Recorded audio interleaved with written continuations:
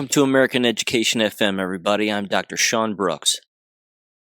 Ladies and gentlemen, in this particular episode here, I want to spend some time talking about the surveillance state and what, of course, is transpiring not just within government themselves, but of course within college campuses and university campuses, and just our general way of life, and the way that we're, of course, being surveilled, and how these manufactured crises are used to usher in more of a surveillance state. You may recall, of course, the quote-unquote anti-Semitic protests that happened on college campuses back in the springtime. Well, as it's rather predictable, and I'm sure you're not completely surprised about any of this, but it's actually ushered in more of a surveillance state within those university campuses on a rather wide scale, both with student identification cameras, checking those student identifications when students walk into buildings, and a number of other things. Again, they're continuing to build digital profiles of endless individuals and then ultimately use that against you. You have to understand that this is Bolshevism, that this is communism, and this was created by the Jewish lobby. And it's not going away. In fact, again, it's beyond pathetic, I think, that people continue to send their children to such environments. And it's not just happening in the so-called Ivy League schools. It's happening in pretty much every single state. They're outlawing people's ability to even hide their identity to some extent, while also monitoring their presence in social media and other online platforms. This is not good, but again, you keep feeding your children to these kinds of environments, this is what you're going to get. The unfortunate part is that people don't seem to understand that there's a much larger scheme here at play. And that too is a theme, I think, that's going to run through this particular episode, certainly when it comes not just to the surveillance state on university campuses, but even a subject I'm going to cover later in this episode having to do with literacy and the way in which children are taught to read, and how remarkably easy it can actually be, but how problematic it has become, and has become on purpose. So once I'm done talking about some documents here regarding the surveillance state on university campuses and what's currently going on in these environments, I do want to cover a particular subject that was brought to my attention by a listener of the show, and I thank them again for sending me this particular podcast. It was interesting and remarkably heartbreaking. For a variety of reasons. But it was a podcast that was thrown together by a woman who interviewed 140 some odd parents having to do with how their children were being taught using a particular teaching method that is remarkably ineffective and is actually pushed and created by the Heinemann Publishing company, also Jewish. And again, I'm going to get into that in detail later, but it is awful. And there's a number of ironies with it too, in particular regarding the actual podcast host themselves. And the unfortunate falsehoods I think that they certainly believe, not when it comes to this literacy program, they have that pegged, but this was an individual who again was openly talking about how they took the shots and they were glad that they did so that they could get on an airplane and go to New York City and interview these parents, and making comments about how kids were wearing masks to keep COVID at bay, quote unquote. And yet the entire podcast is about a failure of literacy education and the failure of this particular program that's being implemented. So again, the irony and hypocrisy in the entire thing was overwhelming, to say the least. But again, I'll get into the specifics of that a little bit later. And then I've got a few jab-related things as well that I want to bring up at the end, along with, again, another philosophy having to do with why people do the things that they do and how they're incapable of thinking on their own. And they just follow the crowd, and of course doing that is a remarkably deadly characteristic, as you've heard me bring up here on the show.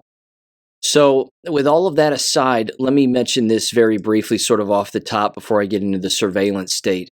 You've heard me talk about potential blackouts in the future and a power outage and things of that nature, because that's one of the cards, of course, that the enemy hasn't played yet, certainly not on a grand scale, in order to wake people up and then have individuals question what the hell is really going on. Kash Patel, as it turns out, was on Sean Ryan's show here recently and was talking about that very thing, and essentially saying that a blackout is most likely going to happen, certainly before the election. And wouldn't you know it, that there's a Q post having to do with that very thing, and the date of that Q post happens to be on November 2nd. So again, is this likely to happen? I think it's likely to happen. Again, it's a card that just hasn't been played yet. It's a card in the enemy's deck that hasn't been played. And even if that's the case, who's to say that it wouldn't be good guys who shut things down in order to send a message? So again, you talk about the subject, for example, of psychological inoculation and getting individuals to discuss a particular thing that may end up occurring in the future and then asking questions as to why it's actually occurring, but also why it's being discussed now. This is important, but this is also a move, of course, that can be made by good guys. Because again, they're forcing the bad guys' hands. They're making them make a move that they were planning on making anyway, and then lying to people about why it was happening, but basically you're taking over the entire playbook of the bad guy and using it to your advantage on the bad guy's watch. Because as I said in the previous episode and numerous episodes, theoretically, Joe Biden is still in office. That's what people believe. And if they don't believe that he is, well, then Kamala Harris is theoretically in office because she's still the vice president, so people would believe. But it's pretty clear, again, even in some of that discussion, that Kash Patel indicates that Donald Trump and the military are in charge, and that he, of course, is still serving the president, as he says it, and a number of other things. But let me play this 8 minutes of him discussing a potential blackout with Sean Ryan. I think it's worth hearing, and you may have already heard it by now, but I think it's certainly worth playing here, again, just so that you can hear it maybe one more time. So here's what he said, and again, more specifically, the Q post was Q post 64, which was dated on November 2nd of 2017, and it said, "Fellow patriots, I'm being advised actions have created accelerated counteractions." That kind of gives it away there too, I think. It says, "We have not yet ascertained, the scope of the attack. Watch the news outlets. POTUS Twitter takedown was not by accident, as referenced several hours ago. Should the lights go out, please know we are in control. Do not panic." It says, "We are prepared and assets are in place. God bless. I must go for good at this point, Q." So again, are we watching a movie? Is this a script? Are they hijacking the bad guys' plans? Because of course they have their intel, they have their communications, they know what's going on. Yeah, it's possible. Either way, here's Kash Patel talking about it in 3, 2, 1. How vulnerable is it to outside attacks? Big. It's big because once they hit it, we can't fix it fast. Look, we just saw Paris during the Olympics just got blacked out. Ain't a coincidence after the opening ceremonies. And I think President Trump has talked about this. You need to overhaul the infrastructure around these systems to safeguard us from what I view as one of the easier threats our adversaries can deploy against America. There's also, those are harder to trace too. So that's the other thing. The sourcing would be much harder on that than, say, a kinetic operation like a 9/11 style attack. I mean, is there any contingency plans up at the top on if that were to happen? So there's this thing called COOP-COG capabilities, like continuity of government, and everybody's heard about locations around America. I can't really talk about, but there's a continuity plan for government to keep going and for enough personnel to be around to make sure we can do all those things and supposedly defend the nation and have the commander-in-chief and his cabinet secure and do all that. But there's no contingency plan to say, if you wipe out the electricity west of the Mississippi, how are we going to turn it on? It doesn't exist. I mean, that's great that government's still going to function, but... Yeah. But I guess what I'm getting at is if the grid goes down, we'll eventually just kill ourselves out of desperation. There will be no food, there'll be no water, there'll be no medical, there'll be no communication, there'll be no nothing. I guess it'll be like one of those end of the world shows, you know. I mean, did they talk about this up there at that level? Do they even understand what will happen if the grid goes down for? I know we did when we were in. I know we did, and again, this is a type of lift that you're not fixing overnight. You got to get Congress's buy-in to budget this, to allow the agencies and department to go in and make this a priority, to allow companies come in and rebuild the infrastructure and fix it. Same with our nuclear programs and our nuclear arsenal. It's the same deal. So we're fucked. I think we have an ability. That's why I think this election is so important, not just for everything we've talked about to this point, but in terms of national security and defense, which is sort of my wheelhouse. We have an opportunity to come in and reprioritize all the things that you and I have just been talking about so that the American people are safeguarded, because they've been neglected for too long, because these are not been priorities of the current administration and some of the previous administrations. How likely is that method of attack, do you think, from Russia, Iran, Korea, China? Something's going to happen, if not already. Here's the other thing. The intel community right now is playing catch up on half these attacks because, again, it wasn't a priority to preemptively detect them and thwart the attack. And so not only playing catch up, not only is it a deprioritization of intelligence collection and enforcement, you also don't have a will in DC to fix and upgrade any of this stuff. So I've always said they're gonna come at us in some fashion during this election cycle. I don't know exactly what that's gonna look like or if we're gonna know right away.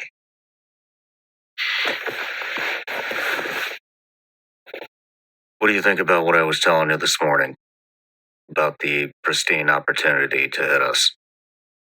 When I was talking about, I don't think, I wasn't saying I don't, it's not a prediction, it's what I would do. And it seems to me we would be, let's say Trump gets in, day one of his presidency would be the weakest possible point that they could hit us. Yeah. Correct? Because from that point forward, yeah, the way I think, the country will begin to strengthen. So it would be at the weakest point on day one of his presidency. And so if I was them, I would wait until he is elected and hit on day one. Whereas if they don't hit and Kamala or whoever they decide to stick in there, who knows, right? Then we'll see 4 more years of weakening, which will enhance the probability of them coming out on top.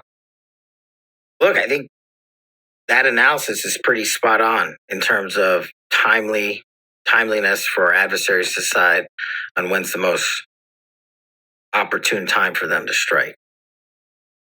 I think there's one other factor that we talked about at breakfast that may alter that a little bit, which is there's so much bad stuff going on right now that our adversaries have collectively kicked off against us, whether it's the border, whether it's the never-ending war in Ukraine, whether it's the war in Israel, whether it's the CCP and what they're doing or going to do in Taiwan, whatever's going on in Africa, whether it's Afghanistan and its resurgence of Al-Qaeda. There's so many things going on that I think an adversary that traditionally might have waited to that opportune day might come in the interim and say, these guys have no idea how to defend what we can put out there right now. So maybe they go now. Maybe they go in the interim in the next 100 and whatever it is, 4 days or something like that. But they've already done 3 things that nobody said would ever happen. Started 2 new world wars in Ukraine and Israel, and allowed China and the CCP to flex their muscles on Taiwan. Everybody's like, that's never going to happen. Well, it didn't happen under Trump. It all happened now. And we haven't even talked about DPRK, their new program, their rockets. That guy has been having a party this entire time. Or Venezuela, right? People forget about how bad some of these regimes are for global stability when they're not in the news every day. And I think that's advantageous for their leadership. and they see it. And they're like, all right, well, let's figure this out. Because at the end of the day, all they care about is themselves. How vulnerable are we to cyber threats? Big time. What are the other vulnerabilities? From our adversaries specifically? Yes. We talked about everything coming in from the border, huge collective threat that's just going to keep growing and metastasizing. And that includes a lot more of the physical stuff, right? Mhm. The crime, the fentanyl, the narco trafficking, the sex smuggling, that kind of stuff. The cyber stuff is in a different lane, but could expose us just as much, if not worse. And I think we're very, very, very vulnerable to that. Just look at what CrowdStrike did, shut down. It's an American company run by James Comey's buddy. Is it really? Yeah. James Comey's former number 2 is Sean Henry, the COO, or whatever it is.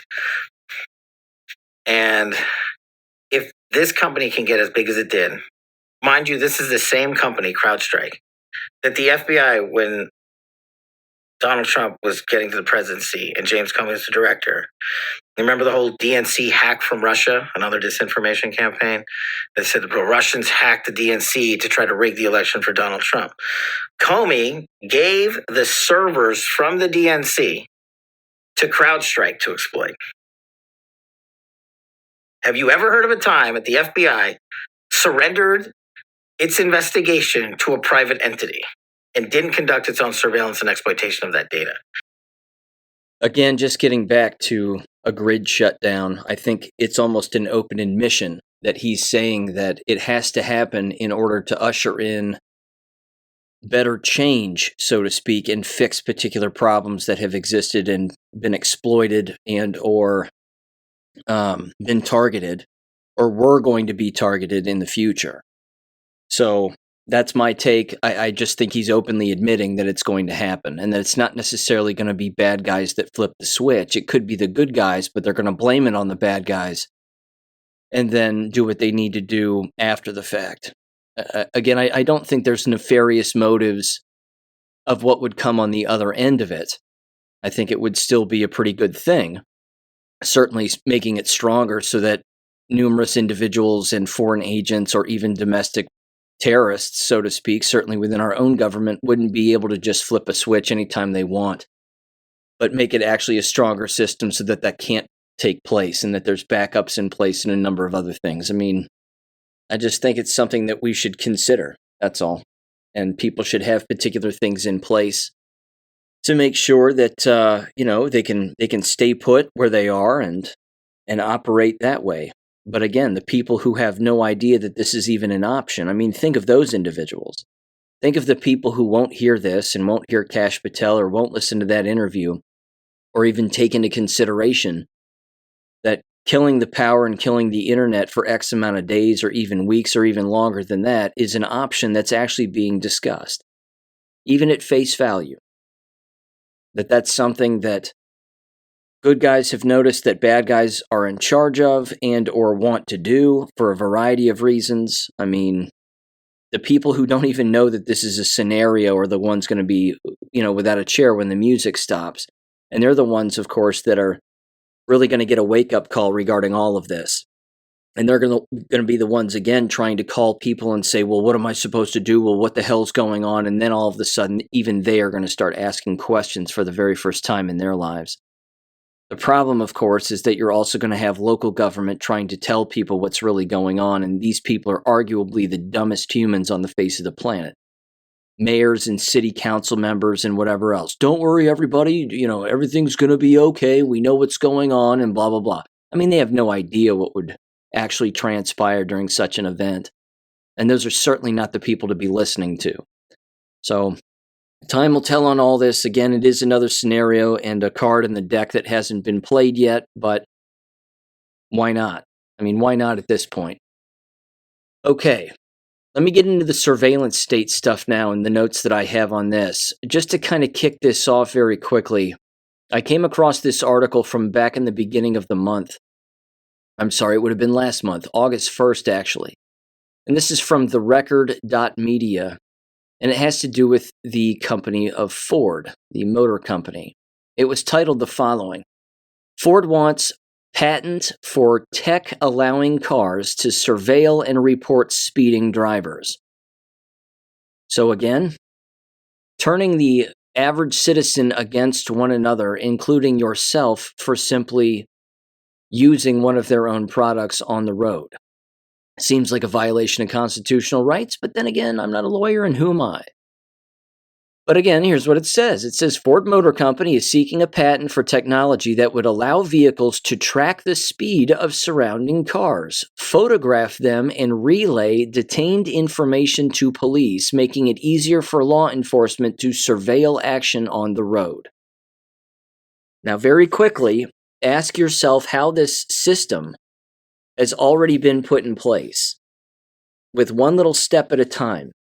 And as I said earlier, this is kind of a theme here throughout this show, is that individuals cannot comprehend that any company would have any nefarious motive for the thing that they're selling people, even though the thing that they're selling people is being sold to them as a convenience or a must-have, whatever you would call it, a luxury, so to speak.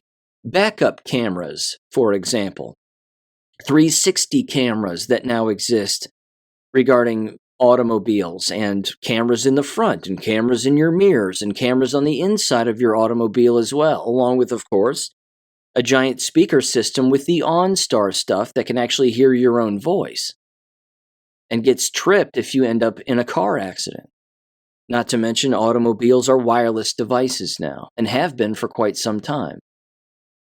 I mean, your entire automobile is a theoretical wireless radiation kill box, but it's also a surveillance apparatus. So again, these are the baby steps that these companies make in order to ultimately weaponize a human being and the things that the human being uses for leisure, so to speak, to ultimately be used against other people and themselves as the actual user. This right here, again, is very hard for some people to comprehend. But nothing is accidental, nor is anything coincidental. They add these particular, again, quote-unquote, technological luxuries on purpose. It is the kill box. It's designed to enslave individuals into thinking that it's a necessity when in fact it's not. Here's what it says. It says the patent application filed with the U.S. Patent and Trademark Office on July 18th is titled, quote, Systems and Methods for Detecting Speeding Violations, unquote, and describes how photographs of speeding cars could be packaged in a report that includes the time, location, and speed of an offending vehicle. That report would be sent via the internet to automated trackers placed along the road. Ford's patent application says allowing the digest to be easily shared between police officers.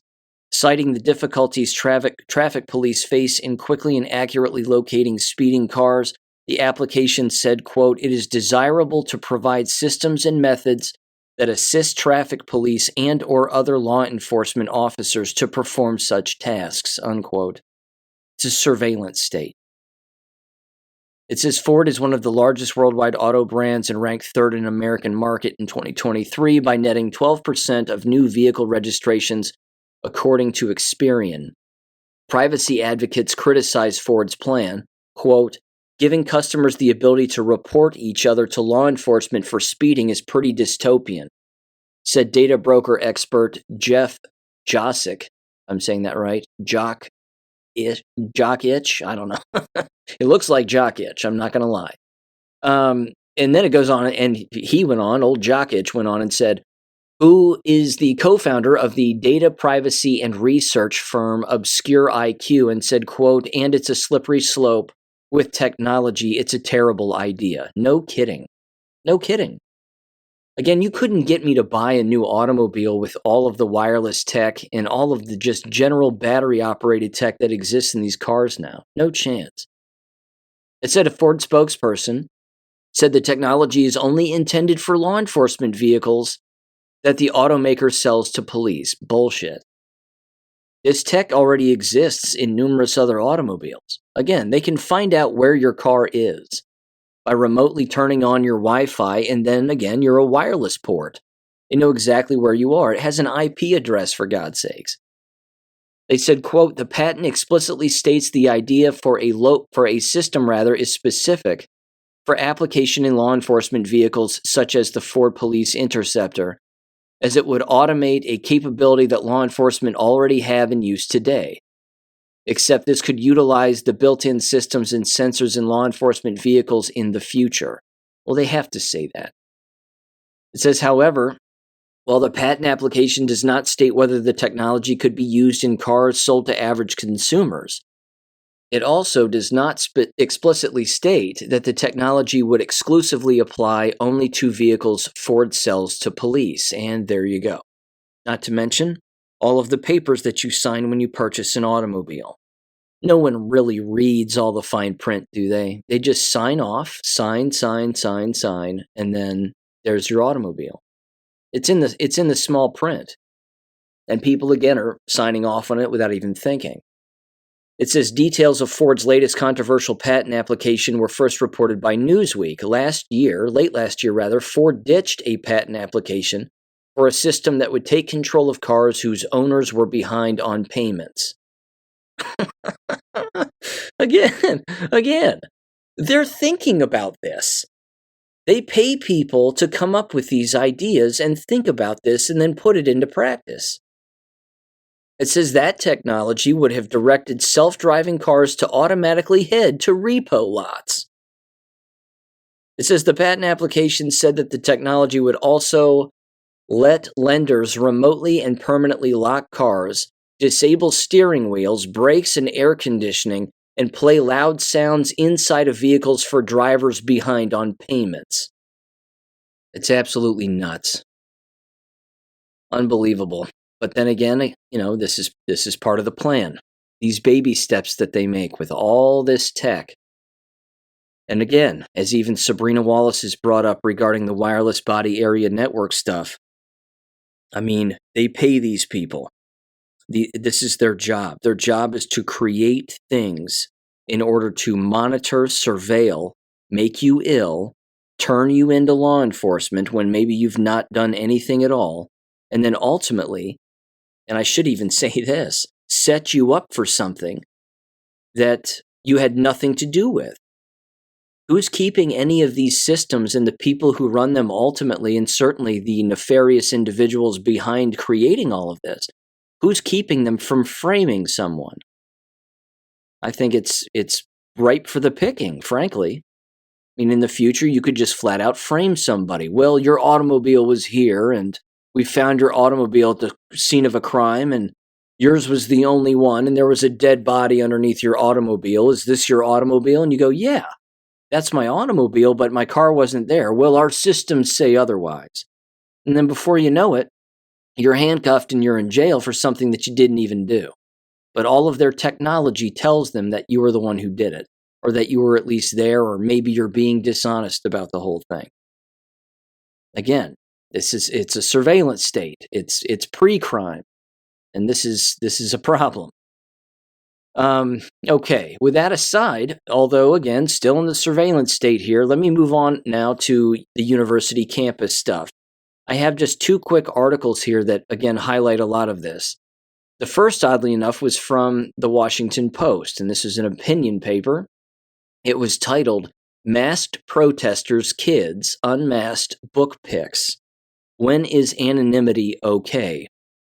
Okay, it's a stupid title, but anyway, the subtitle says, "It's good for whistleblowers, bad for protesters, good at the library, bad on campus."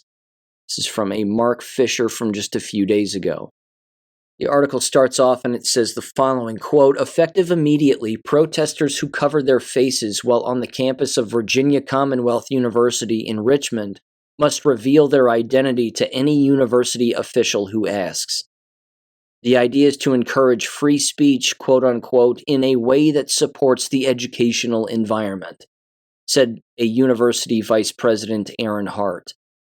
The new policy comes after 13 pro-Palestinian students and outsiders were arrested in a clash with VCU and Richmond police last spring. Anonymity has its place and purpose. Whistleblowers deserve to minimize their risk in naming bad guys, Voters get to make their choices anonymously so they don't feel inhibited by group pressure. But VCU's move makes sense because healthy communities benefit from people standing up for their decisions. So he says, college campuses are meant to be especially intimate communities where students should enjoy a modicum of trust. So why do I oppose a different attempt to prevent Americans from making choices anonymously? It says in this case, it's not protesters but children who are the targets of this new rule. Effective this month, the school system in Fauquier, if I'm saying that right, Fauquier County? Probably not. In Northern Virginia, will notify parents about every book their offspring takes from the library. The school system is proud to say that it hasn't banned any books. Okay, that's nice. But snitching to parents about their kids' reading choices is a surrender to parent activists trying to politicize schools. Okay. Clearly the guy's a leftist. That's why he's writing in the Washington Post. And I like how he tries to bend it into basically saying, well, if your kid wants to read a queer book, which is what he's alluding to, that if your kid wants to read some cartoon book about a bunch of gay kids, then all of a sudden, that needs to be told to the parents because the parents have a right to know. Well, look, if a kid wants a gay book, they can get a gay book, as horrible as it is. But at the exact same time, the point that he needs to focus in on is just the surveillance state. And the simple fact that, again, anybody sending their children to these environments, all of this is being normalized.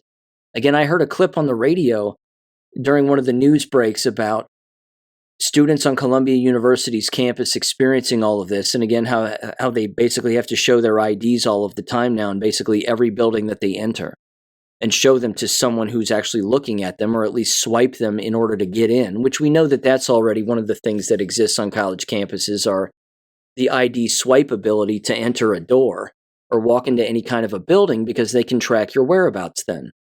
They have the barcode or the digital ID of your actual photo identification so they know what doors you're entering and what doors you're leaving. Again, this is also a part of the problem, but at the exact same time, anybody going to these environments, this is what is happening to them.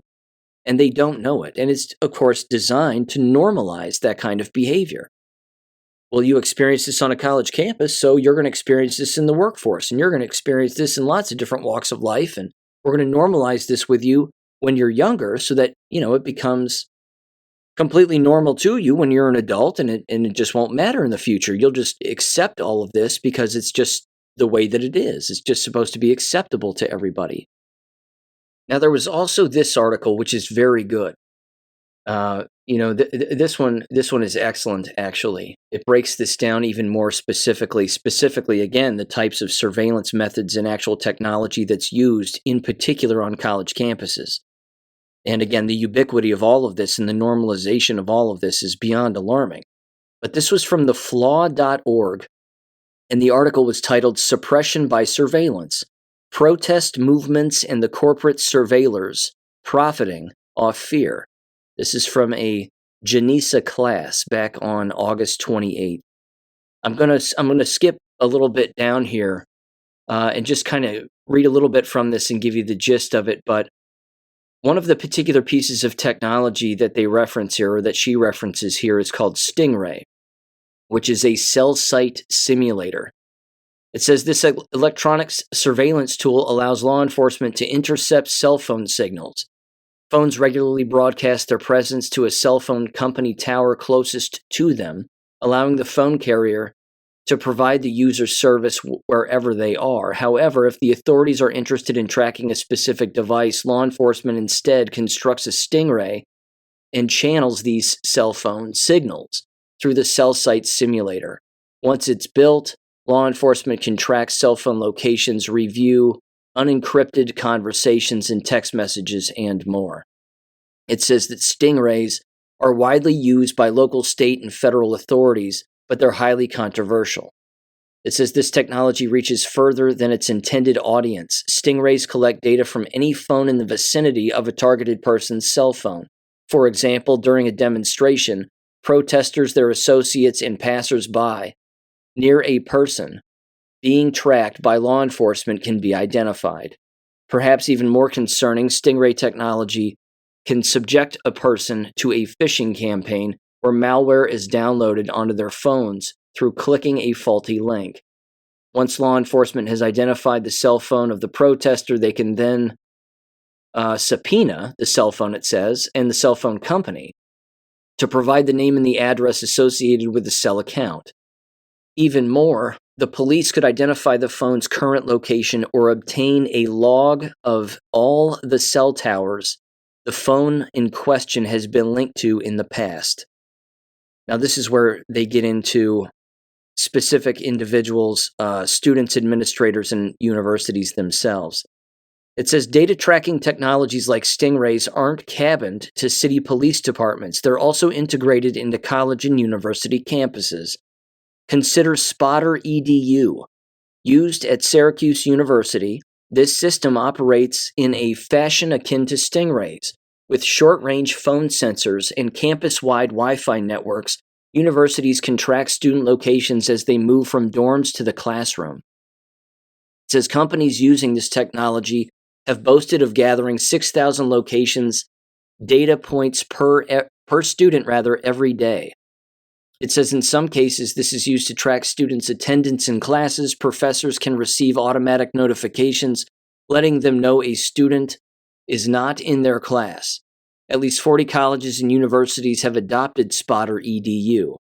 With increased fear surrounding activism, more are likely on the horizon. Here's a quote. It says, administrators have made a justification for surveilling a student population because it serves their interests, said Kyle M.L. Jones, an Indiana University assistant professor who researches student privacy, in an interview with the Washington Post. Quote, what's to say the institution doesn't change their eye of surveillance and start focusing on minority populations or anyone else? Well, as it turns out, yes, it is anybody that they want to surveil. And like I said earlier, all they have to do is create a digital footprint or a digital file of these individuals and then use it against them by basically creating a digital dossier on any student that they want and go after them. Again, you've heard me mention in the past how these university HR departments have these anonymous reporting systems where any student can basically complain about anything, even if the student is lying, including complaining about a university professor, and before you know it, they're guilty before proven innocent. They're pulled into a room, they're questioned like they've done something wrong when in fact they haven't, but someone's just completely manufactured something. These are not groups that want to be wrong. These aren't groups that want to believe that the system that they have created to surveil individuals is being weaponized against the very people that it claims to be helping, when in fact that's not its purpose at all. It's designed to give another weapon or another arrow in the quiver of the enemy so that they can basically just manufacture whatever they want against whomever they want. This article goes on, again, bringing up other universities here, and it says, as political and social demonstrations continue to rise on university campuses, the eye of surveillance has already seemed to turn. It says, as of last fall, Columbia University has allegedly surveilled student activists' text messages that were sent on university Wi-Fi networks. Similar stories abound.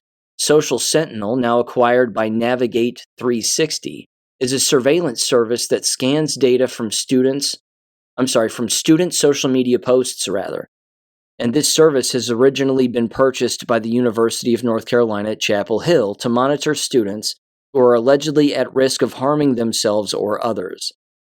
Yet during protests over the removal of Confederate statues in the mid-2010s, Social Sentinel used the company's monitoring and keyword features to surveil and scrape student social media posts about the protests.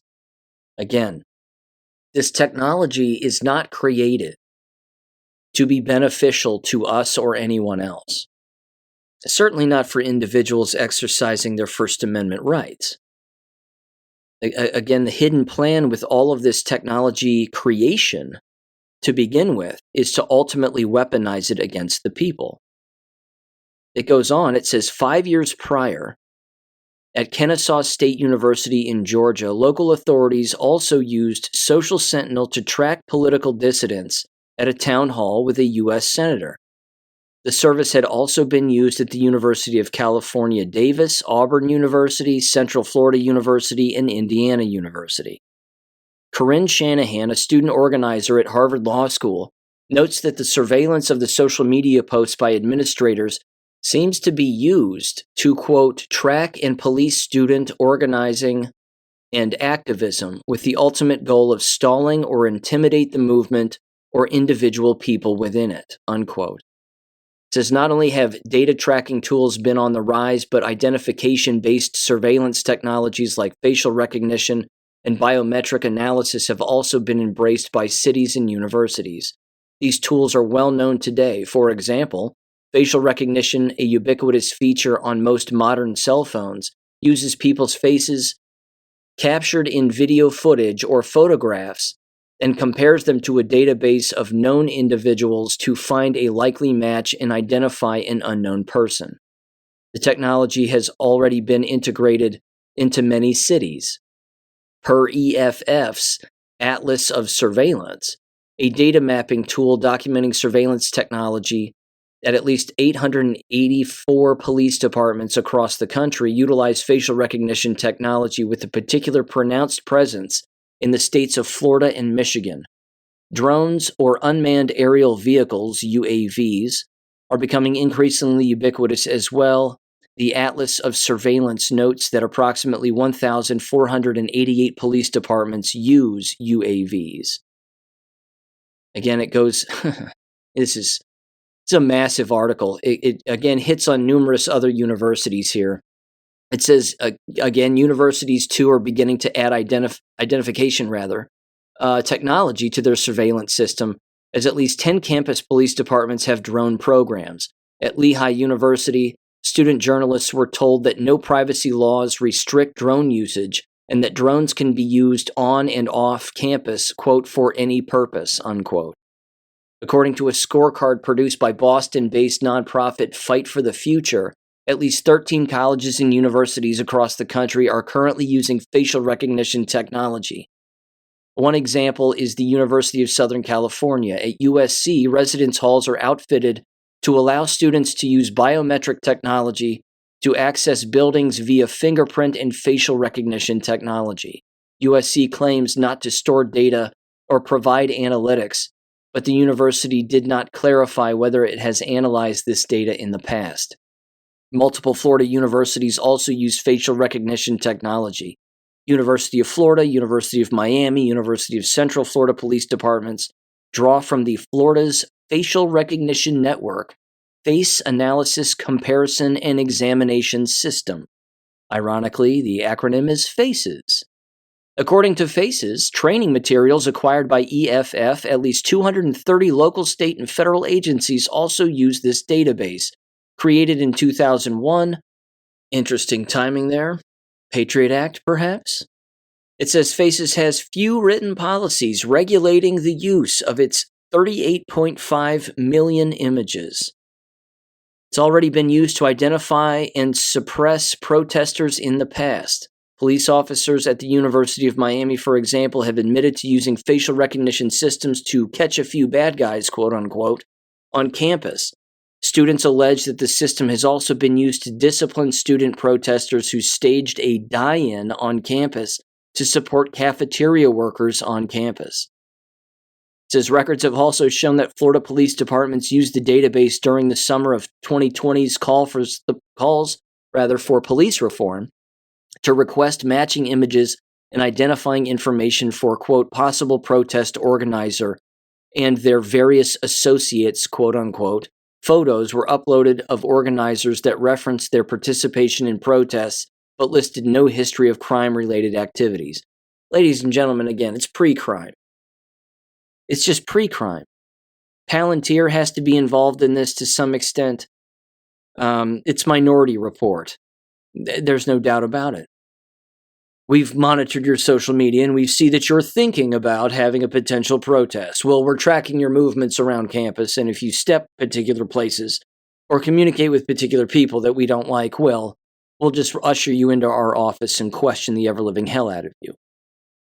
And people think these are places where you're receiving an education. They're mining camps. That's all they are. They're absolute mining camps. I'm going to wrap this article up here. Let's see here. It says, quote, "It's horrifying to find searches run specifically for protests, which is a clearly protected First Amendment right," unquote, said Claire Garvey, a senior associate at Georgetown University's Center on Privacy and Technology, in a conversation with reporters Joanne Kavanaugh Simpson and Mark Freeman. She said, quote, "Particularly in protests against police activity, there's the fear that police are going to target and retaliate against those individuals." Well, as it turns out, while that may be the case, that actually leads me perfectly onto this. And as it turns out, ladies and gentlemen, it's not that the police necessarily would use it against people who are anti-police. No, it's far more likely, as it clearly states here in this next thing I'm going to describe, it's the Jews. That it's actually them that are helping create these surveillance states because anti-Semitism. Now you can look this up on your own, and I linked it on Gab, on my Gab page. But this is an actual document, and it's not small. This is a 78-page document, and I'm going to read the conclusion because I'm sure it's hilarious. But this is quite literally published by the president of Columbia University in the city of New York. The website is president.columbia.edu. And this is titled Report Number 2, Columbia University's Student Experiences of Anti-Semitism and Recommendations for Promoting Shared Values and Inclusion, Task Force on Anti-Semitism, August of 2024. Now let me do this first. Let me read the table of contents just to give you a taste of this abomination. There's an executive summary and introduction, and then it begins with the first section being titled Anti-Semitism on Campus, Student Experiences and Testimonies. I'm sure it's all real. I'm sure all of it is completely honest. It's awful. The second point, recommendations for promoting shared values and inclusion, improving the campus environment. Again, shared values and inclusion, unless, of course, you make fun of Jews. Got it. And that's a rather lengthy section here. In fact, it is the largest section. There's an introduction, there's anti-bias and anti-Semitism trainings, workshops, and informal websites. There's reporting experiences of exclusion, harassment, bias, and discrimination and mediation procedures for resolving incident reports that don't involve Title VI, it says. And then D, recommendations for student groups and clubs. Why change university policy, it says. And then recommendations for promoting pluralism and avoiding discrimination. Finally, with an inclusion in the classroom section and then the actual conclusion itself. Let me read just a few parts of this here. Now, as you might expect, in the executive summary at the beginning of this document, they lay out the entire October 7th lie, all of the violence and rape and murder and everything else, along with all of the disagreements on college campuses and protests and blah, blah, blah. They're telling you that this is their justification to create these Bolshevistic groups in order to go after individuals and anyone else who disagrees with them or wants to speak out against them or their actions or what have you. Again, I know I'm a broken record on this, as many people are, but it's too relevant. This is exactly what Dr. Goebbels was speaking about. They will make moves like this time and time again until criticizing them is punishable by death. This is what they want.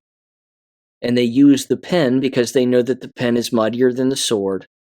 And if they have enough people behind the pen who can write these kinds of things and spell out these kinds of narratives and crush people's constitutional rights in this country, it's only a matter of time before, again, I don't know, there's some constitutional amendment that you can't criticize Jews. And that if you do, then, prison is your sentence. It's beyond disgusting, this whole document, but I find this very funny at the very end. Again, the executive summary is about 3.5 pages long. Again, they talk about customizing training and indoctrination. Of course, they don't use that word. But here's the last paragraph of the executive summary. Again, the hypocrisy is mind-numbing here. It says the following, quote, "We also recommend ways to ensure that student groups contribute to the university's pluralist mission and comply with anti-discrimination law. Unfortunately, we have heard from many Jewish and Israeli students who have been excluded from student groups because of their Zionist beliefs. This is not acceptable. Student groups must be inclusive with membership limited only for reasons connected to their mission. Student groups generally do not issue statements unrelated to their missions, so they can welcome students with diverse views and backgrounds. Groups also should have a robust consultation process before issuing statements or joining coalitions." Unbelievable. To be clear, there should not be any limits on the free speech rights of a group's members. They must be free to speak about any issue as long as they are speaking for themselves, not for the group, unquote. They don't even hear themselves with what they're actually saying, because I'm certain that a Jew wrote this. It had to have been the case. And these student groups and these Jewish student groups, along with their lawyers and professor friends, they're the ones that put all of this documentation together, if, of course, it's not just the larger Jewish lobby that puts all of this together. But again, you can. I mean, it reads like it reads like the Talmud. It reads like the Talmud. They talk about sin and how basically if they do it, then it's not sinful. But if other people do it, then it is, and it's wrong. But if they do it, they have excuses as to why they choose to do it.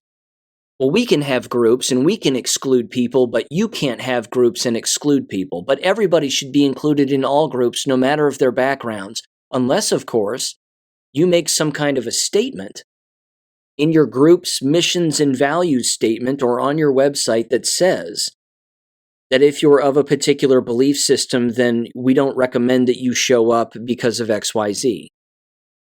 And then, of course, if a group does that, well, then that group will be attacked for excluding people in writing on their own website. Again, but this is what Columbia University is doing with a document like this. They're basically saying it's not discrimination if Jews make fun of anybody, but it is discrimination if anybody makes fun of Jews. In particular, again, if you exclude them from particular groups that they want to be a part of. Now, again, I'm confused because I find it hard to believe that a group of Jewish students, for example, would want to participate in something that's not Jewish, much like Palestinian students wouldn't want to participate in something that's not Palestinian, so to speak. You're not going to find Jewish students going to a Bible study. But if they did, they would do it for the sole purpose of stirring the pot in order to get Christians to complain, potentially, that there are Jewish individuals attending their Christian organization on campus, and maybe they start to create a little bit of trouble by asking too many questions as practicing Jews, and then before you know it, the Christian organization is abolished because they're not allowing the Jews to speak, so the Jewish students would ultimately complain and say. It's a trap. I mean, the whole thing is just another Jewish trap. And the fact that, again, so many people can't see this is astounding to me, because, again, they write it. It's right here. It's in their literature. It's in these documents that they create. A task force on anti-Semitism, for God's sakes. I mean, you don't even hear of some task force against Christian values. Those task forces don't exist, but apparently they do when it comes to individuals who are Jewish. You have to read this conclusion too.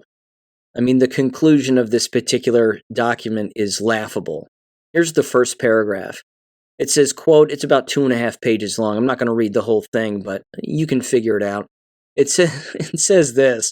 It says, quote, as we have shown throughout this report, the surge in violent anti-Semitic and xenophobic rhetoric that shook our campus this past academic year has revealed that the consensus around our norms and values no longer exists, and that the rules and procedures we thought we were operating under are not working or are insufficient to address our current problems.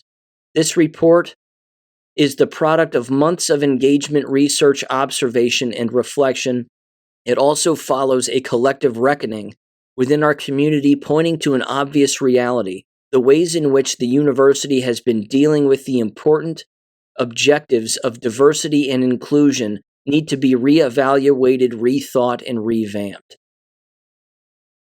It's unbelievable. Again, the hypocrisy here is astounding. The very people screaming for diversity, equity, and inclusion don't want it now.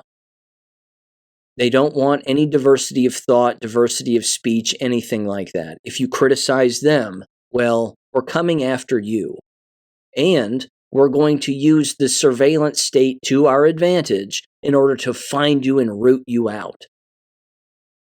Again, you probably recall me mentioning this back in the spring when I was covering all of this campus nonsense. But no one, and I mean nobody, in any news outlet whatsoever, even alternative news and the so-called truth movement and the so-called awake people, even they weren't saying who's bought, driving, and owns these video trucks with giant video screens on them driving all around these campuses, slapping on images and addresses and phone numbers and email addresses of Middle Eastern students, regardless of their religion. Some of which, of course, are Christians. But who owned the trucks? Why was that being celebrated as a way to go after particular students when, in fact, if the tables were turned, it would be, people would scream anti-Semitism. How dare you have a truck driving around with the faces of Jews plastered all over it and Jewish students? You're putting them at risk. You're putting their safety at risk, and you're potentially inviting violence and harm to come their way, and blah, blah, blah. No one made those comments. No one was bringing that up at all. Again, if the tables were turned, they'd scream bloody murder. But the tables weren't turned. And no one was going, gee, that's an interesting piece of doxing technology, and who's the creator of doxing behavior? That's right, Bolsheviks. And who created Bolshevism? That's right. It can't get any clearer here as to what's happening. These places, again, they're mining camps. The people who work here and attend these universities are absolutely nuts. They're all nuts. I'm shocked that students are still attending. They apparently, again, they don't understand that degrees from those universities mean nothing to most Americans.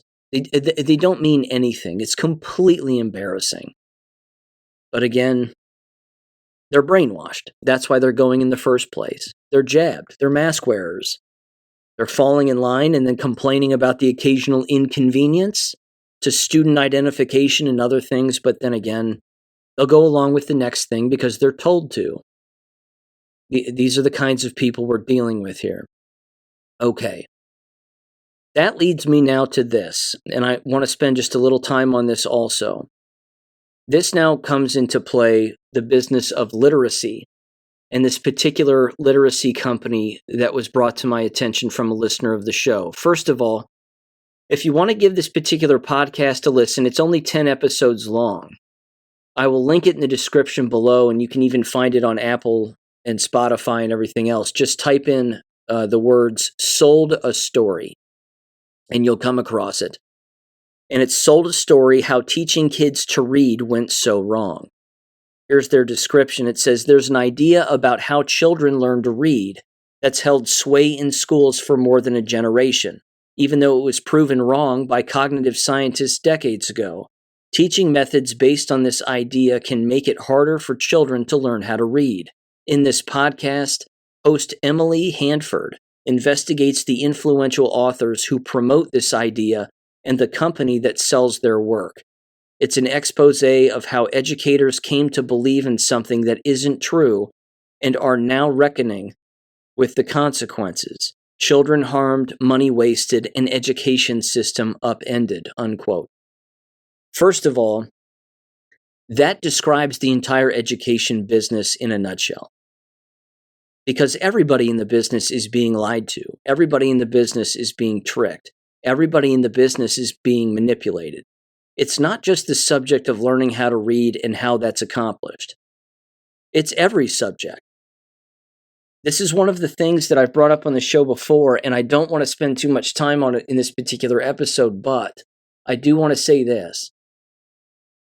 As even, again, I've assisted in this process, is certainly in my own way, that when you go after school board members who are degenerates and lawbreakers and a number of other things, including superintendents and or school teachers themselves, that's a noble thing to do, and holding those people accountable is something that should happen. If for no other reason than to simply send a message to endless other individuals that if you behave this way, we're coming after you. And if you behave this way and you break the law and or you abuse children or whatever it is that you're doing that you shouldn't be doing, you're going to be exposed and people will come after you if you hold these positions. Again, it's a ripple effect. You're throwing a boulder in the middle of a pond or a lake and then it reverberates out and then everybody feels the pain a little bit. That should happen and that's a very noble thing. However, that doesn't fix the problem. And removing a couple of people from a particular school district, regardless of where the school district is, won't fix the deep-seated problems. You're talking about brainwashing. That's the biggest problem here.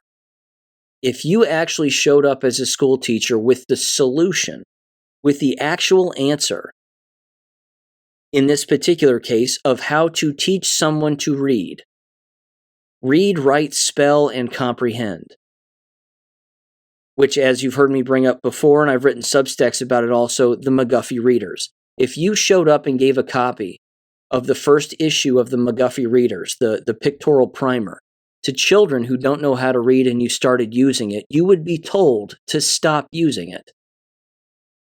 You could lose your job over it. When it's a true and tested method for decades, if not, of course, over a century, that this is in fact how it works.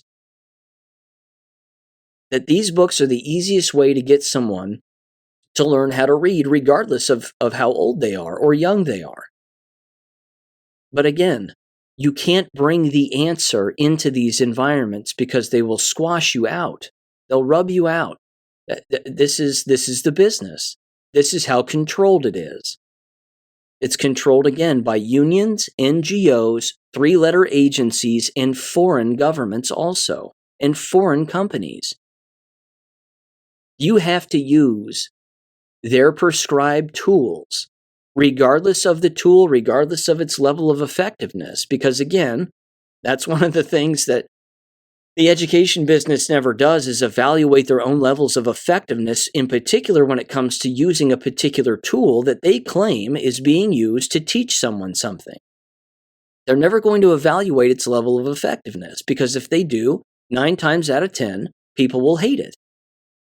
So they just forcibly implement these particular tools and technological methods in particular today, shove it down everybody's throats, and then they don't have any recourse. And even if, and I've been in this situation, even if you ask for an evaluation of a so-called method, they've got you in their crosshairs then. I mean, they are eyeing to get rid of you. In their eyes then, because their NPC switch is always on, they start to view you as being insubordinate. So again, removing one particular person or another from a particular school district for one reason or another is not going to solve the much larger problem. The larger problem is three-letter agency infiltration, union, government, and corporate infiltration into this business. Now, it is possible for a school district, regardless of how large, although the smaller ones would be more successful with such a method, but unfortunately, these school districts have brainwashed themselves and one another into believing that the more toys and tools and gimmicks and bullshit that they have at their disposal within their buildings, that somehow that qualifies them into being good school districts. That's absurd. It's like saying that the more Legos you have, the more you are a great Lego builder. The quantity of Legos that a child possesses does not equate to their building skills. Does that make sense? Just because you walk into someone's garage and they have tools everywhere doesn't mean they know how to use them. So it's the old face value versus application kind of thing. I can see that they have them, but do they really know how to use them? And unfortunately, in the education business, the answer is no. But getting people to understand that is a difficult task, in particular among brainwashed adults who work in this business. And the ones who do, if you were to explain this to them and say, you do understand that there's a very simple way to teach children how to read, and it doesn't even involve any piece of technology whatsoever, they would look at you like you're nuts. And then, of course, if you even approach the idea or even brought it to some kind of a discussion that you should remove company influence or company infiltration or this technological infiltration from a school district, they would look at you like you're a leper, and they would cast you out as such. Because again, everybody in the business is brainwashed into believing that the more they have, the better things are. And then they, of course, give presentations on this in school board meetings. Look at all this shit we're doing. Look at all these acronyms we have and all of our mission statements and all of our technology and blah, blah, blah. They can't define any of it. And they can't apply it either because they're morons. And it's really because they're brainwashed. Case in point, this particular literacy program, which is put out by the Heinemann Publishing group. Yes, Jewish. Again, every single time. So here's Heinemann's website. If you're curious, it's heinemann.com. And here's what I want to do first before I get into the actual podcast and some of the horrific things that are brought up in it, along with, again, some of the hypocrisy from the actual podcast host herself. Here's kind of a background on Heinemann. It was started by William Heinemann, a London-based publisher founded in 1890. The first published book, 1890's The Bondman, was a huge success in the United Kingdom and launched the company. He was joined in 1893 by Sidney Pauling. Heinemann died in 1920, and Pauling sold the company to Doubleday, having worked with them in the past to publish their works in the United States. Pauling died 2 years later in 1922, and new management took over. Doubleday sold his interest in 1933. Now, here's where this should tell everybody how sort of criminally minded these individuals are when it comes to publishing companies, and, of course, specifically in the education business. Which, by the way, this was a point that was lost on the podcast host, who was bringing all of this up, and specifically, again, this lack of literacy and why it's taking place. Overall, they don't seem to understand, or she certainly doesn't, if she's still alive, by the way, the podcast host, because she's jabbed and openly admits so in the first episode, and that she was grateful to get the vaccination and get on an airplane. Okay. Anyway, what she doesn't understand is that the communistic approach among all of these publishing companies is just that. It's designed to make them look like they're different when in fact they aren't. They're all the same. And they all are designed, and again, this is the nefarious reason that she was essentially completely unaware of, because she openly stated in the first episode that she didn't know if there was a nefarious motive behind it, and she didn't think that there was. Maybe everybody just doesn't know what they're doing. Oh, no. These people know exactly what they're doing. And the large picture and the large nefarious motive, specifically with literacy, is this. If you can get children and even their teachers to be confused about reading, writing, and comprehension, then you're delaying their progress. You're retarding them literally. And that is its own motive. And it is an evil motive. Anybody who seeks to reinvent the wheel with some kind of a triangle, for example, is a complete fool, but they're also doing it on purpose. So it's about making money, which even she brought up that it's big business, and she's right. But she doesn't seem to understand that that's the motive also. That delaying, that you can kill multiple birds with one stone here, in particular if the stone is thrown by the Jewish lobby toward children. After all, Lenin said, you get them young, that's when they're the most malleable, or something to that extent. But either way, the whole point is to delay their progress in reading, writing, and comprehension to the point where not only they as a child, but the teacher, the entire education business that the child is attending, and even the parents themselves start to believe that there is something wrong with the child developmentally. And then what's the next move? Well, then it's counseling. Well, then it's, let's get them on special education paperwork because clearly they're having trouble reading. And clearly their penmanship is wrong or poor, and their comprehension is poor, and maybe there's just something wrong with them. Maybe your kid is handicapped in some way. Now they're on all these accommodations. When they didn't need to be in the first place, they're just being taught poorly because the instruction that's in place is bad, the curriculum is shit, and the person doing it doesn't know what the hell they're doing. Again, you have to keep in mind, none of these problems existed back with the McGuffey readers. Pretty simple and straightforward. In fact, the McGuffey readers are so simple and straightforward that they have an entire instruction manual at the beginning of their book series for parents specifically and teachers. And they're not different pamphlets. They're not different introductory pamphlets or ways to use the McGuffey readers with children. It's the same method because it's not difficult. It's the difference between, for example, if I was to make some kind of a comparison, you know how individuals will create different sort of rhyming songs or whatever it is to teach children how to tie their shoes? I mean, you can skip all that nonsense and just teach them the way to tie their shoes. There's just a way.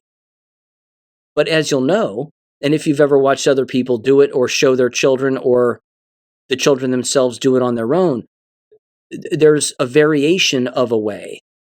So there might be 2 or 3 different ways, and there might even be a song associated with it. Again, most of that's completely unnecessary. There's just the way.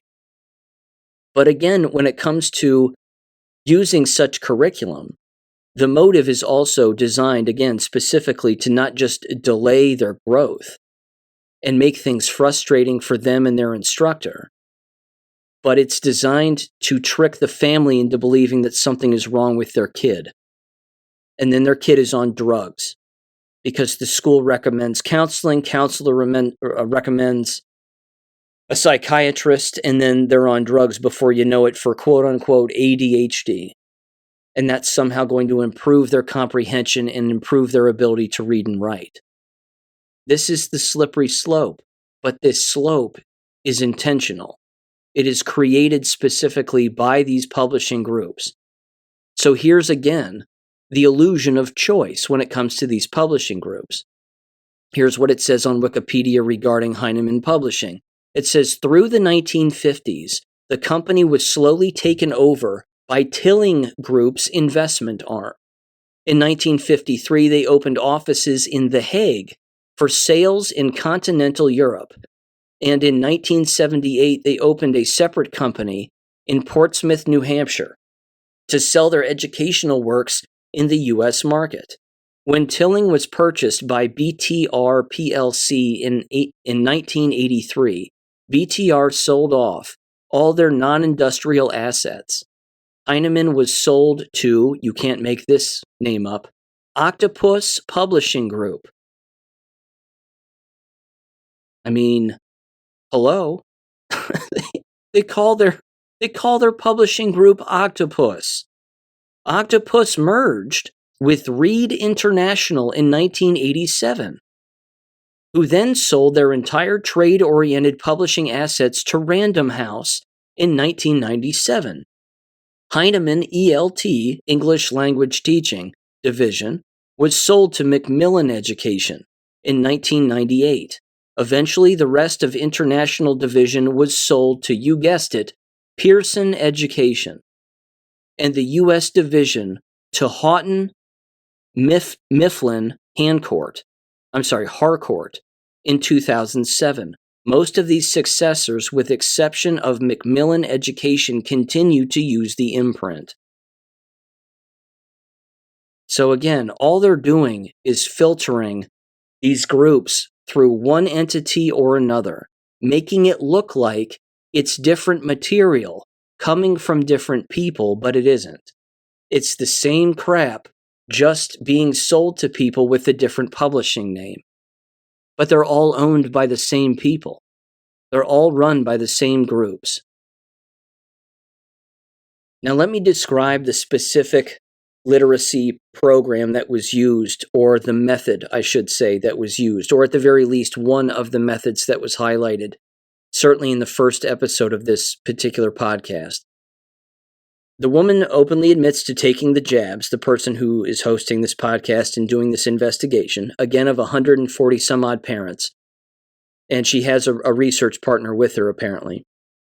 And she hops on a plane, she goes to New York, jabbed again.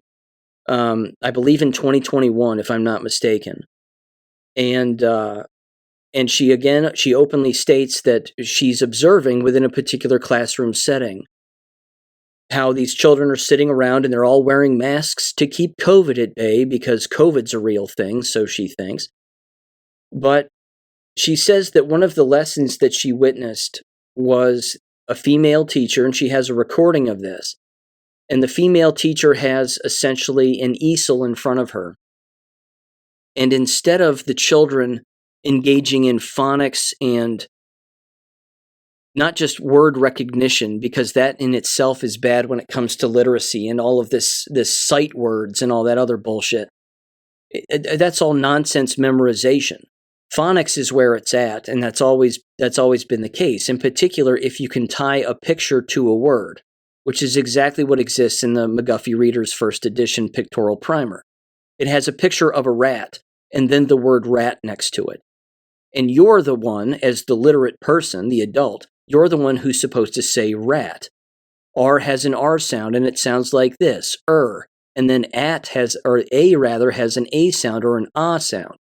And this is how you explain this to students while they're also looking at the picture of the rat. Not so in this particular case. In this particular case, she highlights the woman the female teacher, is looking at a picture and showing a picture on this easel of a child or whatever it would be, I guess, a young college-age adult or something along those lines, walking away from her parents as her parents are waving goodbye. And she has and there's a word next to the picture. And the word that is next to the picture is covered up with a 3x5 index card or covered up with a piece of paper that can't be seen through. So she literally looks at the students and says, based on the picture, what do you think the word is? I mean, it's a complete waste of time. And remember, and this is part of the nefarious action too that this woman doesn't understand and the podcast host doesn't understand, nor do the parents, who keep sending their children to these environments, is that energy is the enemy's currency. This is what they want. They want people's energy. They want your time, your energy, your emotion. They want it all wasted. And this is what they feed on. That's what makes this all demonic. So the instructor literally has children trying to guess what word is behind the piece of paper. That, of course, they can't see. The children can't see the word. Keep in mind, everybody's wearing a mask, so that's not helping when it comes to literacy. But they're looking at a picture and then trying to guess what the word is based on what the picture is attempting to depict. So two parents waving goodbye to one of their children, the word is miss, M-I-S-S. That they're supposed to guess that this is the word that correlates with the picture. And you hear the instructor, and she openly says, well, it could be they're saying goodbye. It could be that they're going to miss them. It could be that it's this. It could be that it's that.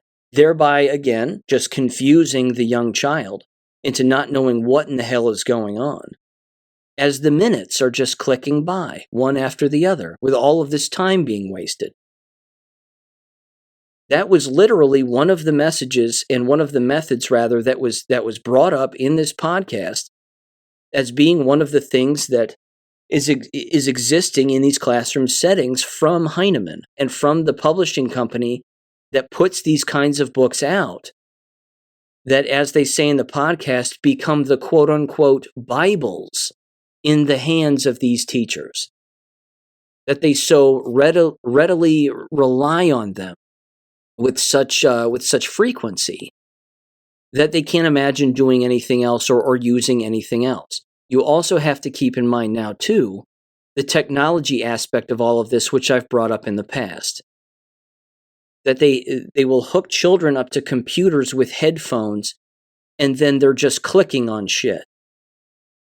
But the child isn't actually saying anything out loud. And you have to say the words out loud. That's why you get children to read out loud, because they have to hear their own voice read the word so that their brain can retain the information and continue to not just, again, learn how to actually say the words and spell the words and write the words, but comprehend what it is that they're actually reading. And again, a lot of the parents who are using these particular programs, they're on both sides of the fence. There are some of them that swear by it and say it's the greatest thing since sliced bread. And then there's others that are going, wait a minute, we weren't taught to read like this. When I was in school, we weren't taught this. This is complete horseshit. What's going on? But this, again, my whole point is this is the much larger problem, and this is a giant on purpose. That it isn't just business, and it's not just about making money and reinventing the wheel to make more money, and then filtering that money through different names and corporations and publishing companies to make more money. It's about energy expenditure. It's about using your energy as currency for the enemy. That's what it's about. It's about wasting your time and driving you crazy. And the school that she highlighted, one of them was on the so-called Upper East Side of New York City.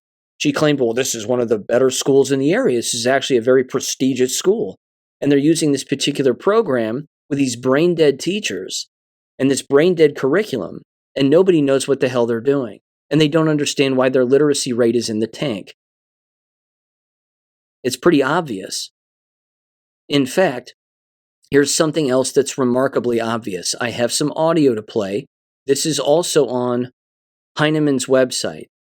They have a 2-minute and 33-second video of probably, I'd say, half a dozen to maybe 8 or 9 of their authors. So these are the kinds of people, and you will hear their voices, and you'll fully get it, that these are the kinds of people that this publishing company is supporting, we'll say, and publishing their actual books. It's absolutely ridiculous, but I'll let you hear it straight from the horse's mouths here. And it's remarkably embarrassing, and this too is why the business has to fail. It's already failing. It is a failed business, but it has to be demolished. Because now you have the brainwashed and the insane leading the asylum and actually running the asylum. Give these authors for Heinemann Publishing Group a listen in 3, 2, 1. There is no other place I would rather be in our system than in the classroom teaching. There is no more important place to be than in the classroom teaching right now. Not only had my thinking about reading changed in some areas, but I had changed and the world had changed. And I actually didn't want that 2003 version being the one that represented my thinking currently. When a child comes up and we don't know what's going to come out of their mouth, we don't know what they know necessarily. Sometimes we think we know what they know, but we don't really know what they know, and they throw us a curveball. And for me, having some ideas about what are different scenarios that could happen and what are ways that I can react to each of those scenarios is super helpful. What I hope it does is it helps teachers to look at assessments or just observe their students or talk to their students and have a really easy way to find out what strategies are going to be the most helpful. They're really addictive. I have literally stopped working on a novel because I want to write these and I want to be working with these. And so just you've been warned. They are so addictive and so fun. It's not a writing workshop 101 book or a beginning book. It's really, if you have a writing workshop in your classroom, how to get better and better and better at teaching writing. Trauma responsive pedagogy is good for everyone and allows us to heal alongside our students and support them in transmuting whatever they're going through in the spaces that we hold for them. Finding the time to teach poetry, I think that's a challenge for a lot of teachers. And this new edition, I talk about ways to tuck poetry inside the daily life of the classroom from the very first day of the school year to the very end. Be open to feeling. Be open to feeling, be open to your emotions. Emotions are powerful. Emotions communicate things to us. Emotions communicate things about our bodies and sort of where we are and how we feel. And they're very human. See what I mean? You can just use your ears and you know exactly who these people are. Clearly the vast majority, if not half, I should say, probably half of the publishers that they highlight there are gay. Some of them are black, some of them are Jewish, some of them are white women, white guys, okay, fine. But honest to God, none of it has to do with real learning. It has to do with using the classroom as some kind of an experimental laboratory where children are just used for one thing or another. No one's really interested in the truth. Nobody's really interested in teaching them how to read, write, add, subtract, etc., etc. They're interested in taking their ideologies into the classroom and writing books about their ideologies and then pushing this on teachers and flooding the business with all of this bullshit, which is exactly where the state is right now when it comes to the field of education. It's not education. Every time I say something like that, every time that I type the phrase or I write out or I even say American education, that's not what it is. It's American torture. It's American brainwashing. It's American indoctrination. I don't even like the word indoctrination. It's not harsh enough. It's actual brainwashing. Again, those authors are fools, all of them. I don't even have to have met them, let alone read their text, to just know that they're fools, because they're not saying anything.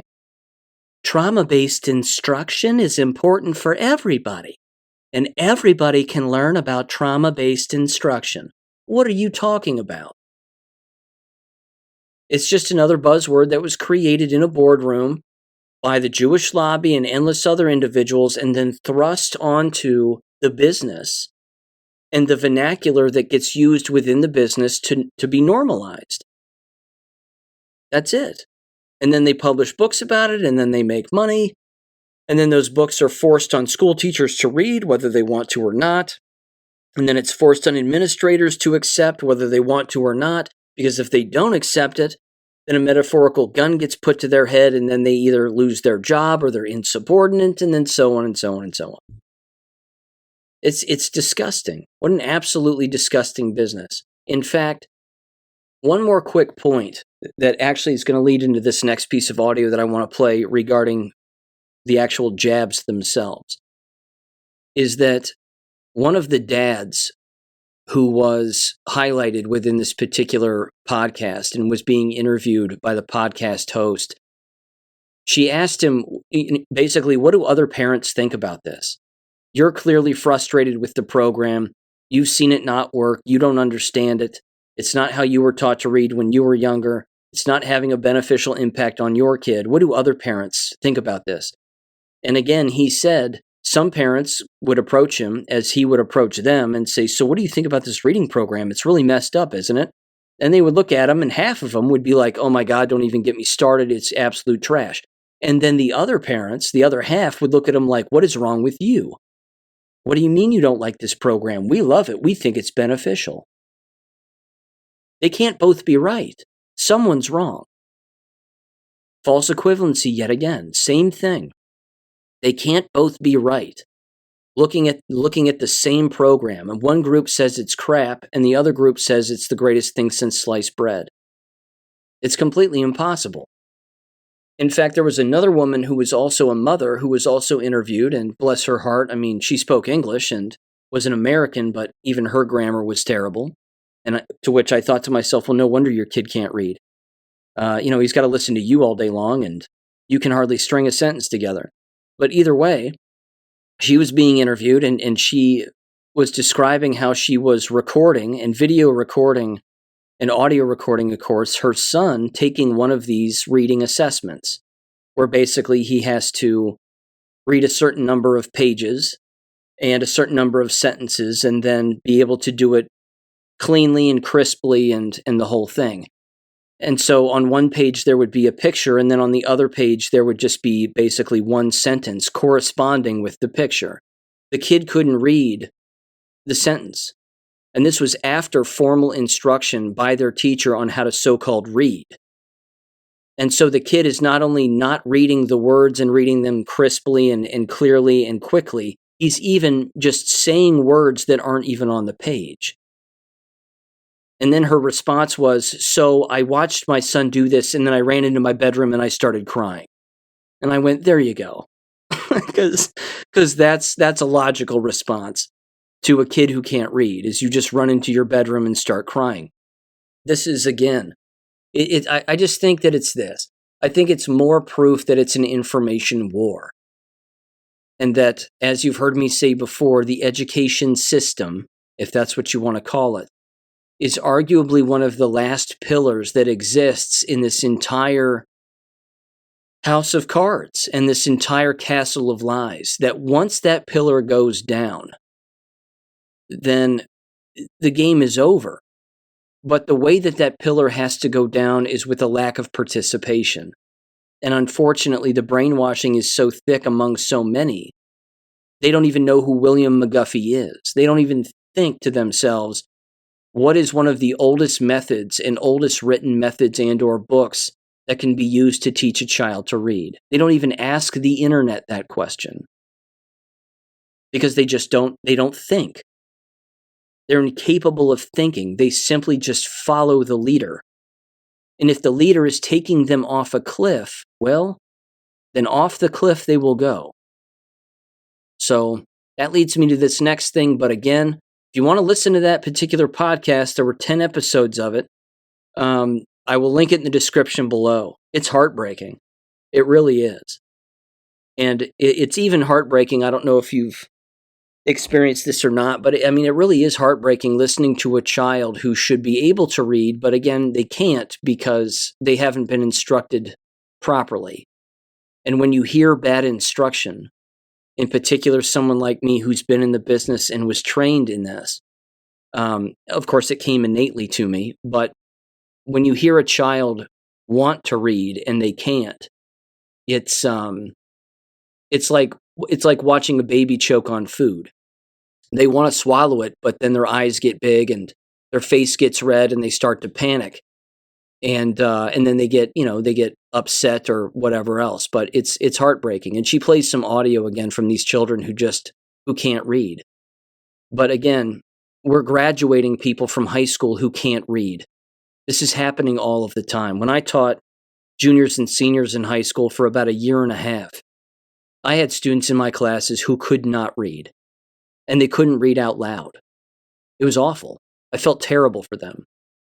But I helped them, and I helped them with phonics, and I helped them pronounce words, and even, of course, pronounce words that they had never read before. I mean, hell, I have a PhD and I've written books, and I'm 43 years old. There are words I come across, as you know, that I can't pronounce at all, many of which are people's last names. It's not my forte, but either way, I come across words all the time that I've never even seen nor read. And I look up the phonics. How do I pronounce this word? So I plug it into an audio dictionary. It tells me the word, and I go, okay, that's how you pronounce that. And here's what it means. Very good. But teachers don't use this either. They're not using those, they're not using dictionary.com either. They're not using any other real method to get children to hear what words sound like and then say them out loud. It's all done in silence, and it's all done on a computer screen. And it's remarkably problematic, as hopefully I've just laid out here. Okay, here's this next clip I want to play. Again, slides right into jabs. This was a clip of a medical doctor. Let me get his name here. Michael Nels is his name, medical doctor, PhD, a molecular geneticist, immunologist, author, and educator. And I put this on Gab, and I said, he describes to Tucker how the COVID injections affect a recipient's hippocampus. That is the part of the brain that's involved in many cognitive functions, including memory and learning. This was from approximately 4 months ago on Tucker's show. And again, this is just a short clip of a much longer interview, but this has even, I would go so far as to say, less to do with just the COVID jabs and just the makeup of certain individuals. Now, again, it could be poisoning throughout one's life that, of course, has calcified even the pineal gland, which I'm certain many people are very well aware of, that, of course, the aluminum and the other poisons that are in all vaccines basically shut individuals down. But Dr. Nels here does a very good job of describing why people are the way that they are, in particular around certain conversations of a certain topic or serious topics.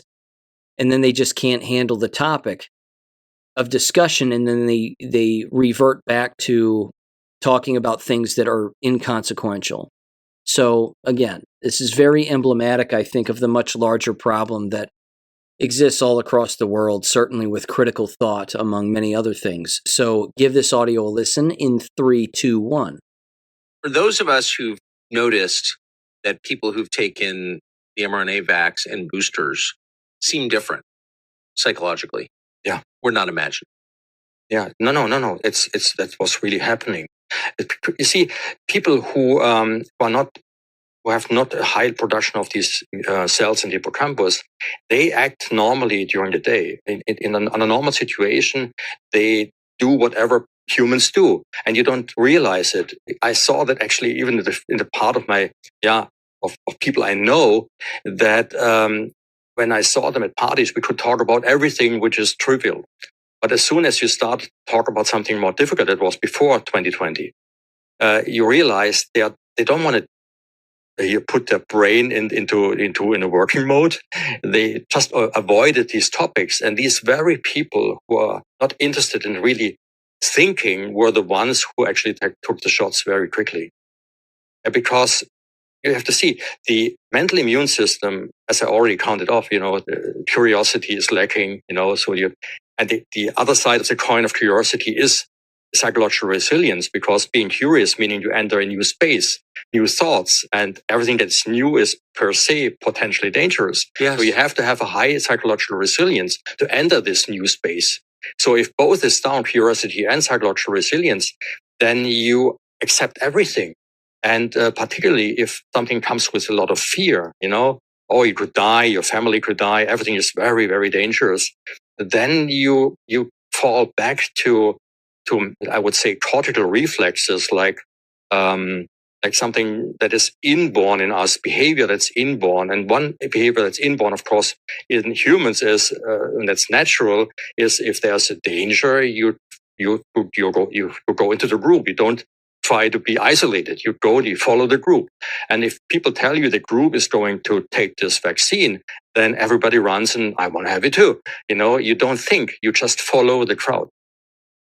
Again, not a survivable characteristic, as we have found out, and as many of us are well aware.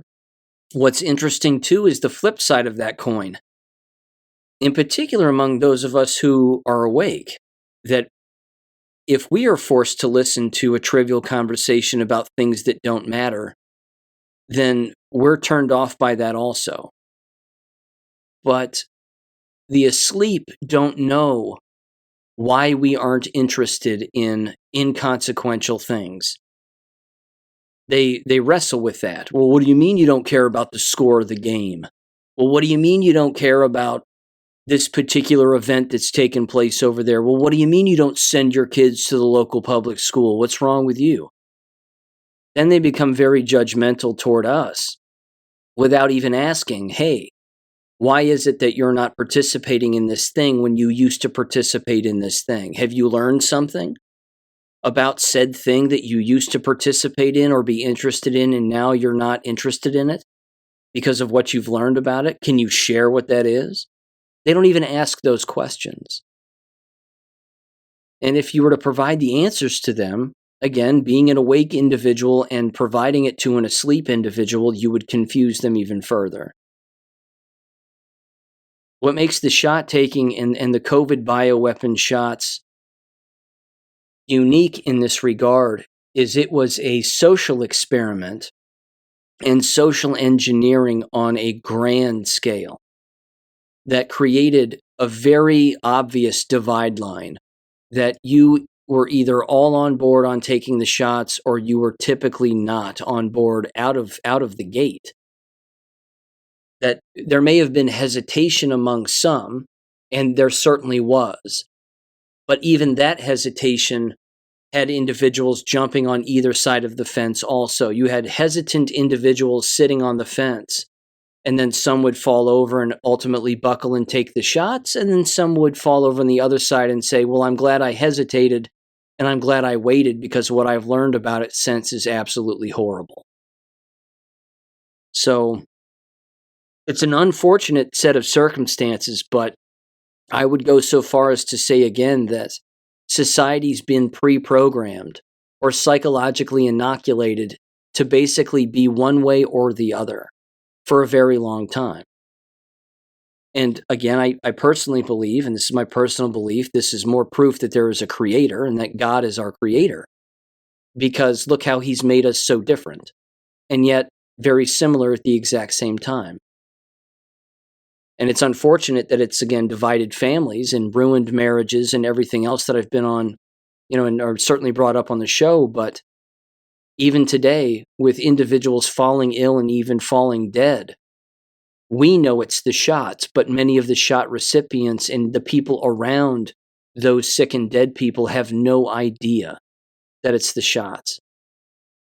In fact, I have a piece of audio here I also want to play. This is from another YouTuber who is jab damaged and actually had a particular medical doctor explain to them that it's probably the shots. And then when you get into this person's comments section on their YouTube channel after they're talking about this, it's just one red pill after another. People calling the COVID shots not a vaccine but a bioweapon, which is exactly what it is, that it's an intentional depopulation agenda, which is exactly what it is. And you know that this guy, after making this video, had to read all of these comments. And it's just got to drop him because this guy has VAIDS now. He has a completely compromised immune system as a result of taking the shots. This individual, their YouTube channel is Dredizzle, Dredizzle, I guess. I don't know if that's how you pronounce it or not. But the video is titled, "So I went to a long COVID doctor and got answers I didn't expect. My post-COVID vaccine story." Now, it's 18 minutes long. I'm not going to play the whole thing clearly. But it's absolutely amazing. In fact, the top comment in the comments section, which has 293 thumbs ups with 15 replies, says the following: "What's crazy is people still call it a vaccination." The next one below that says, "The frustrating thing is there's people who actually knew what was really going on. We tried to warn people and were harassed and treated like garbage. Now those people are sick. I'm sorry for them, but I'm also angry we were ignored." Person below them says, "It's a deliberate bioweapon." I mean, the comments, again, are amazing. It's people talking about dead people they know and their other family members are injured or they themselves are injured and so on and so on. So here's a little of this individual basically coming to grips with what they've done to themselves in 3, 2, 1. Hey, everybody. I finally wanted to make the follow-up video after a couple of days of just kind of gathering my thoughts and kind of just letting the answer I was given kind of, I guess, marinate for a bit, because obviously I already expected this answer and I kind of braced myself, I guess, a little bit for it. But on the upside, before I get into what I was told from the infectious disease doctor that I did see, that handled COVID primarily, and vax injured as well too. I have to say that I learned a lot, and he really pulled back the mask on a lot of things that I already like sort of assumed, but now just feels like it more solidified the fact that the medical system is so extremely flawed in their response for helping people post-COVID infection and post-vax injured now as well.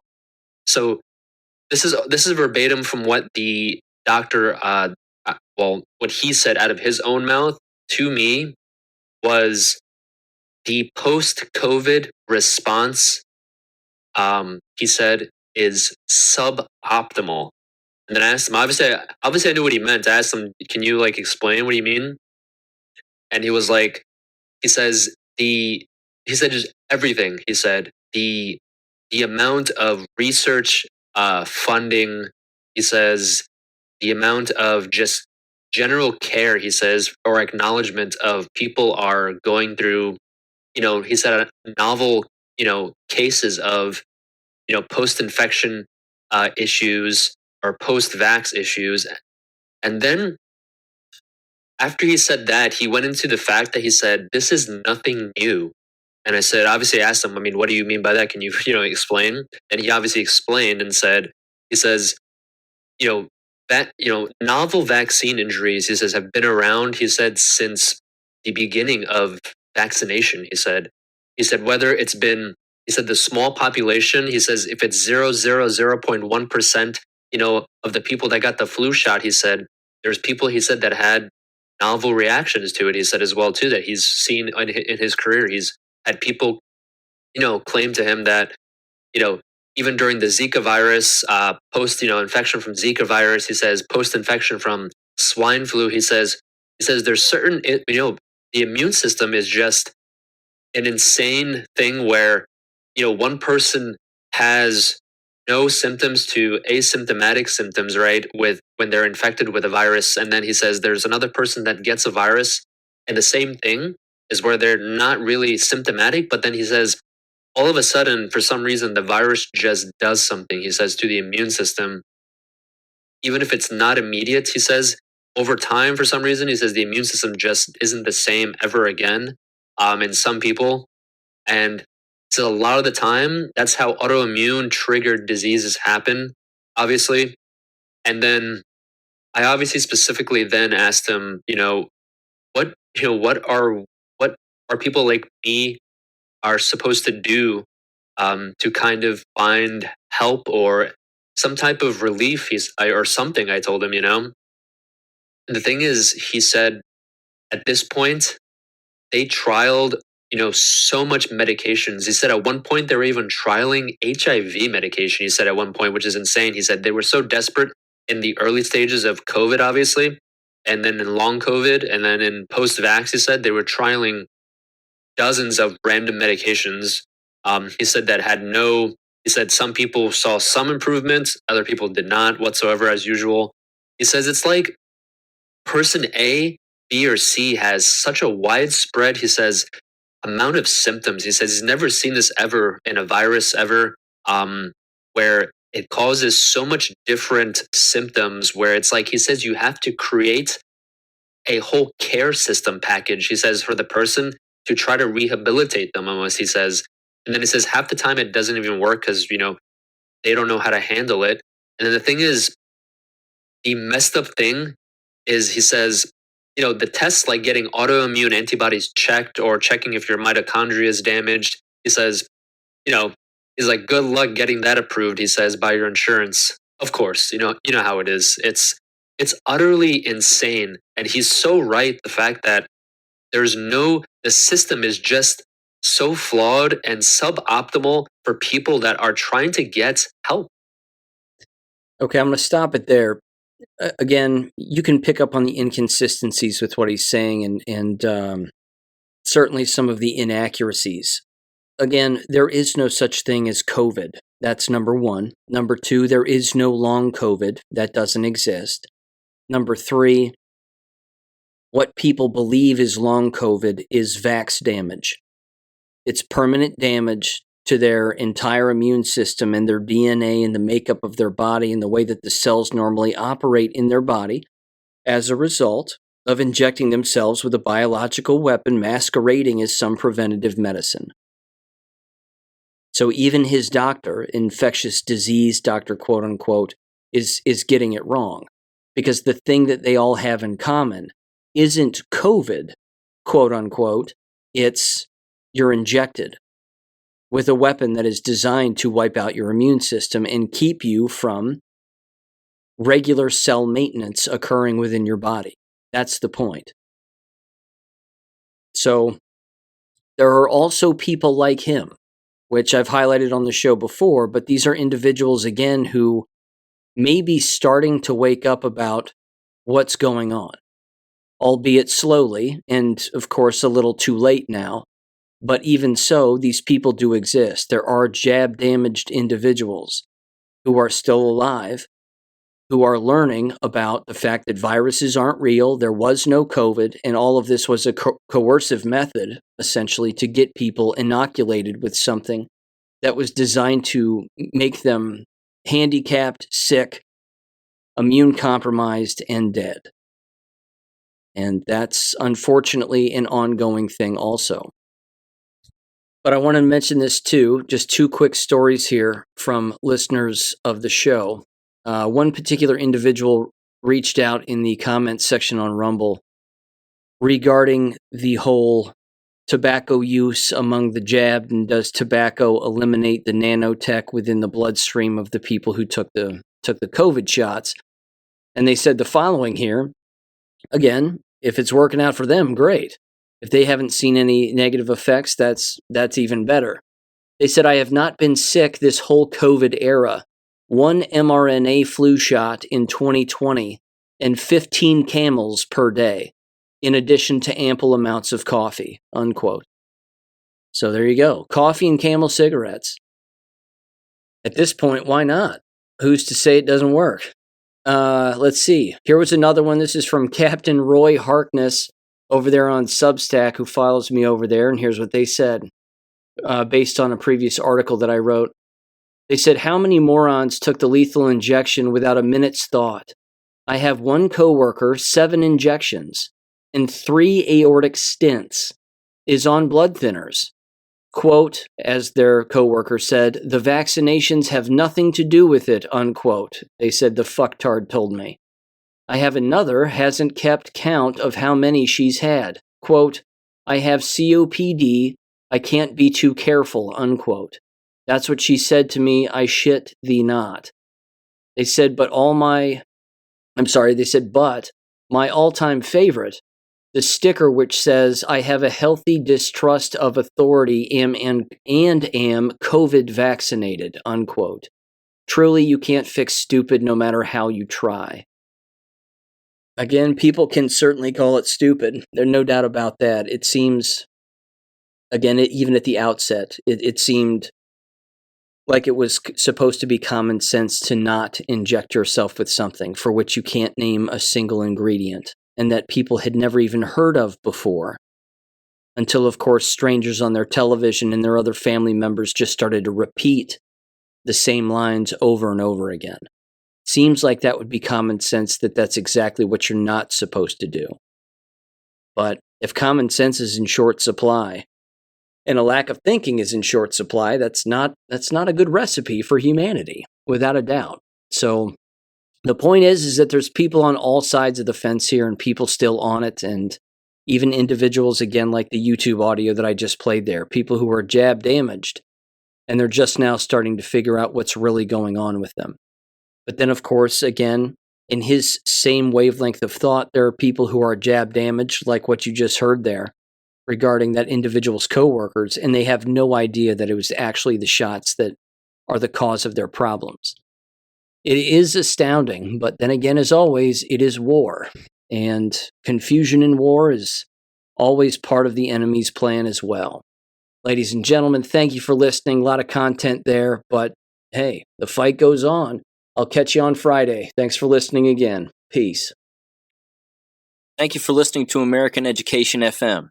Make sure and check out AmericanEducationFM.com for more information. Take care and God bless.